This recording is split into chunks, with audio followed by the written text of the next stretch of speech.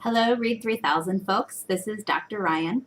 I just finished grading your first two assignments from Module 1 of Read 3000 and looking forward to grading your literacy histories that hopefully you will have turned in by the end of Monday. But I wanted to wrap up a little bit to give you some feedback. I gave you individual feedback on your definition of literacy reading response, and I gave you some individual feedback on the discussion board threads that you had started. But I wanted to give some class feedback about some responses to things I'm seeing, some points I thought were really interesting, and then some places where I want to keep pushing you as we move into Module 2, and then sort of get us started a little bit with what's ahead in Module 2. So as we wrap up Module 1, I thought your discussion board posts were really, really interesting. Thank you for working hard to do the simulation activities. I know they were really frustrating for some of you, but thanks for trying them out and thanks for learning from that frustration. That was really good. One thing I thought was great that many of you pointed out is that we act just like young learners when we're learning new stuff, right? I like to tell my face-to-face classes that kids are people too. And so a lot of the things that we experience as learners are the same kinds of things that kids experience, and vice versa. Sometimes we see things in kids and we think, what's wrong with them? Or what's their problem? Or why aren't they trying hard? Or those kinds of things. And then when we do stuff, we realize we do the same thing, right? So a lot of you talked about giving up. A lot of you talked about cheating. A lot of you talked about being mad. And like, I think Madison said something like, if I had to do this all the time, I would be grumpy, right? And then we see kids who are learning new skills and they're grumpy and they're trying to cheat or at least cut corners a little bit, and they want to give up and they want to act out. And we say, well, what's wrong with them? Well, learning is hard, right? Learning is hard and learning new stuff is hard. And that's true for young learners, but that's true for any learners when they're learning new things. Many of you pointed out the connection between English language learners, right? So that when things are very new and the whole system you're learning is new, that's really tricky, right? So it makes sense that that's emotionally draining and cognitively draining. And I think you guys got to experience that. So that's good, right? I want us to not take the literacy for granted so much that is so easy for us and is so common in our world, right? Which you noticed in the literacy digs. You guys did a nice job bringing new eyes to some situations, right? Really seeing printed text in places where you often just look right past it. So good job with that. That's the kind of perspective, that sort of seeing, even though it's a situation you know, really seeing in a new way and looking for the literacy. That's exactly the kind of thing that you'll do in your community literacy experience, your CLE project, that we're going to get started on more in Module 2. So think about that. Think about that perspective that you brought to that literacy dig. Try to go into whatever setting you're going to explore with that same kind of intention, and you'll be setting yourself up well. So let's see, what else? Oh, someone mentioned physical skills not keeping up with your brain. That's a really good point, right? Sometimes we know how to do things, but our bodies can't do them. Then vice versa. Sometimes we can do things with our bodies, but our brains aren't ready. So kind of getting that lined up is complicated. I really liked how a lot of you talked about the ways that you made accommodations, right? And so this is another thing that we see kids do. And especially for a lot of you special ed teachers, this is something I think you're used to thinking about. A lot of you said, well, I couldn't do the alphabet, so I tried my name. Or it wasn't working with a pencil, so I tried a pen. Or I couldn't do print, so I tried cursive, right? Those are actually really creative things as learners that we try to sort of do. Sometimes when kids take those same creative approaches, we think they're, again, being lazy or whatnot. But it's a way, I think, of noticing the kind of thinking that our brains are doing and the kinds of ways we're trying to be successful, even when we're challenged, right? So I just thought that was really cool to see you guys doing that as well. Also, some of you took more time, and time is something that I think is really interesting when it comes to literacy. It was really interesting hearing and seeing what motivated some people and what motivated other people. So some of you guys were really motivated on the writing with your feet. You're like, I'm going to get this. I'm going to keep trying. And then you got to the reading and we're like, I don't know. I can't. I'm just going to look.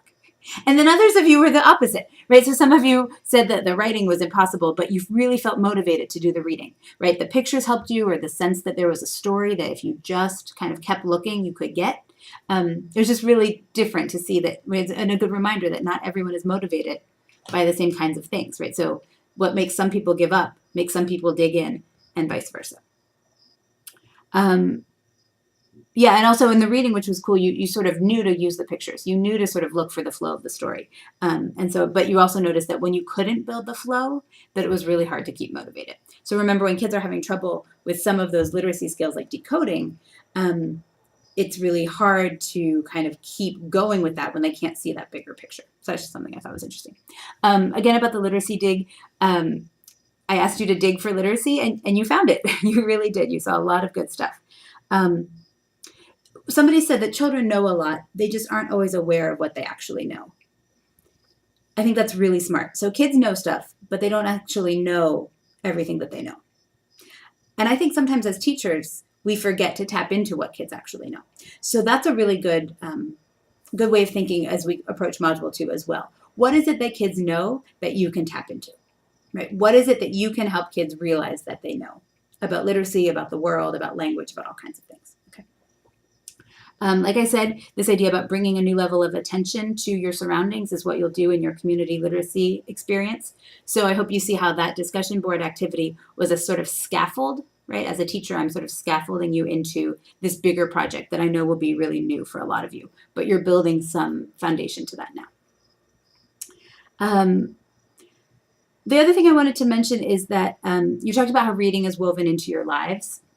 And what we'll talk about in Module 2, how literacy is really woven into everyone's life, right?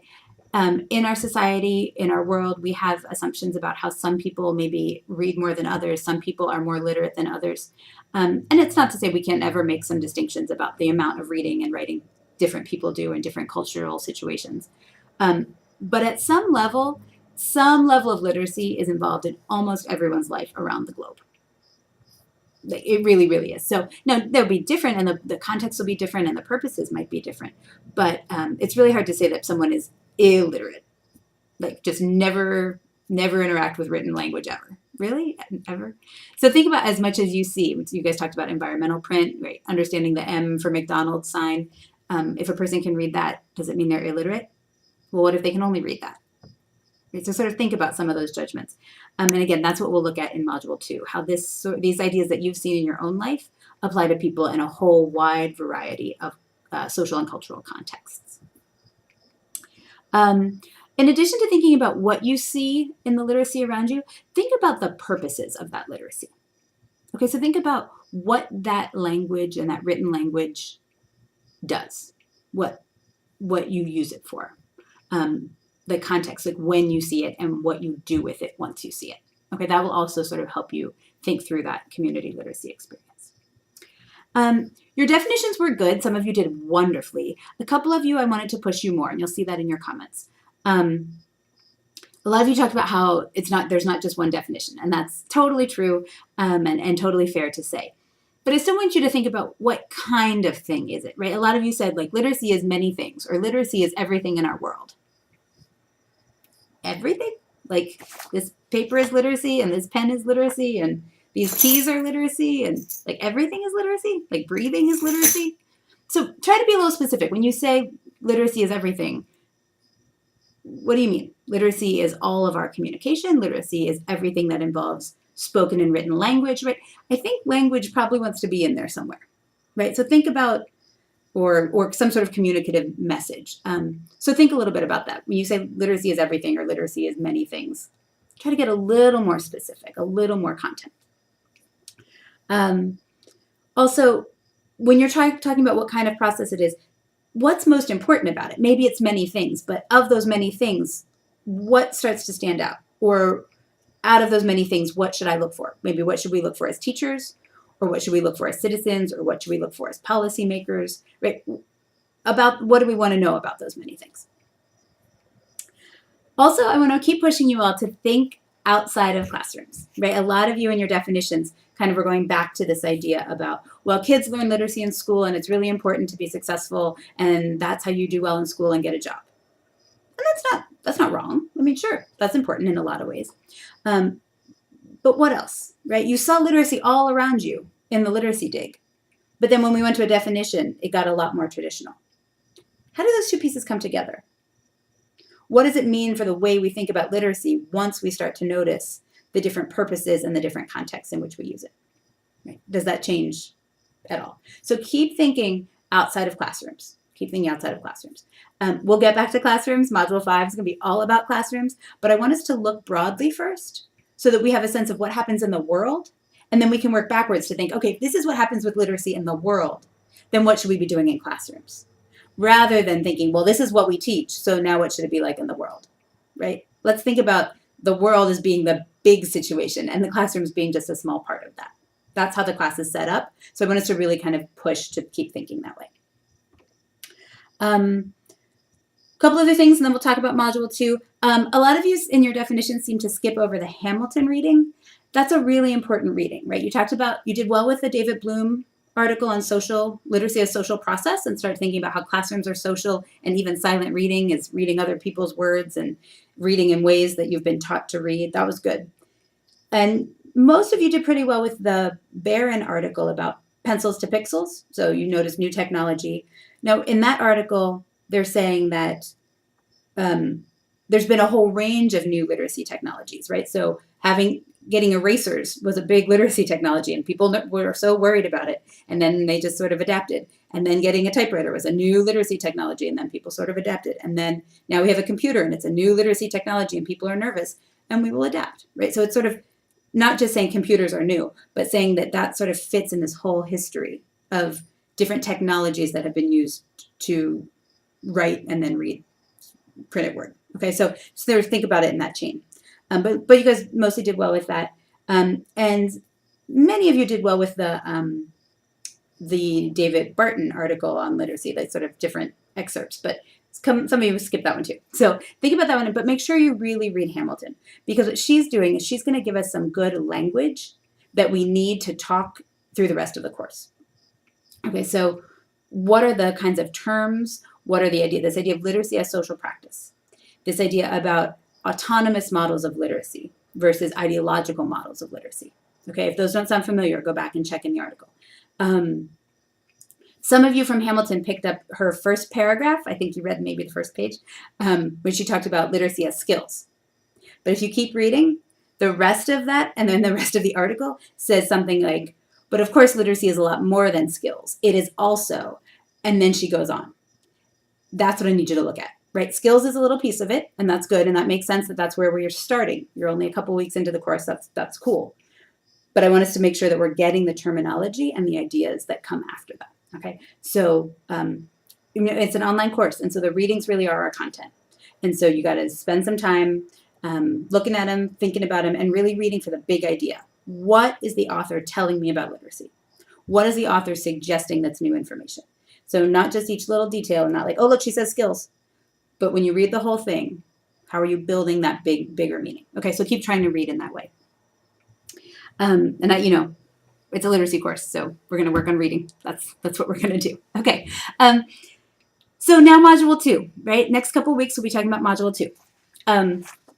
Module 2 is about who readers are and the many contexts of their reading. So this is going to pick up on the idea that, yes, literacy is a lot of different things to a lot of different people, and it changes based on context and cultural factors and social factors, okay? We're going to learn some examples. We're not just going to say that. We're going to start to figure out, well, what does that mean? And particularly, what does it mean for us as teachers who work with diverse students, right? And in particular in that, people who work with English language learners, right? We want to make sure that we really are thinking about all the resources that all our students bring to the classroom, but particularly the linguistic resources that students who know multiple languages bring to their learning. Okay, so that's kind of what we're thinking about. So when you get to the commentary, that's where you want to start. It's going to, again, give you a little bit of a sort of a sense of where we're going. So start with this document. It'll help you preview. It'll help give you a roadmap, and it'll help you know what to expect and how to pace your work. But when you look at this front, there's a whole lot of different images, right? Spend some time looking through those and thinking about them. If I ask you, well, who is a reader? Who reads in our country or in our world, right? Who reads? How do they read? Where do they read? Why do they read? What do they read, right? Think about how varied and how multiple the answers to those questions might be, especially when we start pushing to really think about all the literacy in our world, right? Who reads? How do they read? What do they read? Where do they read? Why do they read? And write. we're just a reading class, but same thing, literacy. That's the kind of breadth that we're going to explore in Module 2, right? What does it mean? When we say that literacy is different in different contexts, what does that look like? When we say that people use literacy for different purposes, what are some examples of what that looks like? And what does that mean for the diversity of our students? Okay, so that's kind of where we're headed. You'll do a discussion board again. You will do a reading response assignment, but this one will be in the form of a quiz. So you'll have a quiz. So make sure that you're reading carefully, you're taking notes. They're open book, open note quizzes, okay? And you will start your community literacy experience, okay? So you have a task to complete by the end of the module. You'll notice on your course organizer, the date is set. And you should read an article in preparation for, again, building some sense of what is it that Dr. Ryan is asking here, this community literacy experience, the CLE project. What is she even talking about, right? So hopefully you read the directions packet in the first article in Module 1. You'll read another article related to your project, and then you'll do your first task. You'll do some brainstorming about what this project might look like for you. Again, you've seen some scaffolding in the literacy digs. You'll see some examples in the readings in Module 2 to help give you a sense of what I'm talking about. Particularly this first reading on Learning in Schools by Leslie Moore. It's about a little girl in Cameroon. I know you're probably not going to teach in Cameroon. That's not why we're reading it. We're reading it as an example of the kinds of ways that children might read and write based on different contexts in their lives. Okay, so I want you to read that article in particular as a sort of example of what did Dr. Moore learn about this little girl's literacy, but also how did she learn to see what she saw? Because that's the kind of thing you'll do in your project. You'll go somewhere and you'll try to see the literacy that's happening there, and you'll share that with us. So how do you learn to see what's happening there? Okay. If you have any questions, let me know. It's been really fun to get to read and comment on your work. I look forward to reading your literacy histories, and I really look forward to all of the things that you do during Module 2. Take care.